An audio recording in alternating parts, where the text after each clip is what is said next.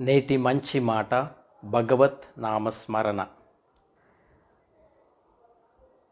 మన జీవితంలో అత్యంత ప్రధానమైనది భగవత్ నామస్మరణ. మన కష్టాలు, బాధలు, వ్యాధులు, ఇబ్బందులను తొలగించమని భగవంతుణ్ణి స్మరించే వారి జీవితంలో ఆనందం, ఆశ, స్వచ్ఛత, ప్రేమ, క్షమ ఉంటాయి.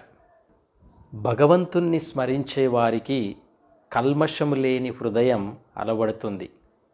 మంచి స్నేహం మనల్ని మంచివారిగా మార్చుతుంది. చెడు స్నేహం మనలో చెడు లక్షణాలను నేర్పిస్తుంది. అందుకే చెడుకు మనం ఎల్లప్పుడూ దూరంగా ఉండాలి. మన హృదయంలో ఎల్లప్పుడూ భగవంతుని నామస్మరణ చేస్తూ భగవంతుని స్నేహములో, సహవాసములో సమయం గడిపితే మన జీవితాలు ఆనందమయం అవుతాయి.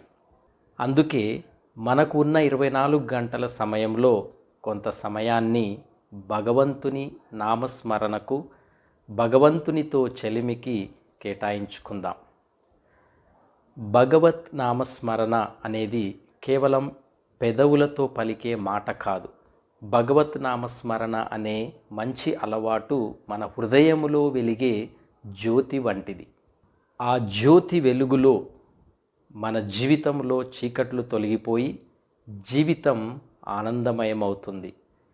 భగవత్ నామస్మరణ చేస్తూనే ఉందాం. పవిత్రమైన జీవితాలను జీవించి ముక్తిని పొందుకుందాం.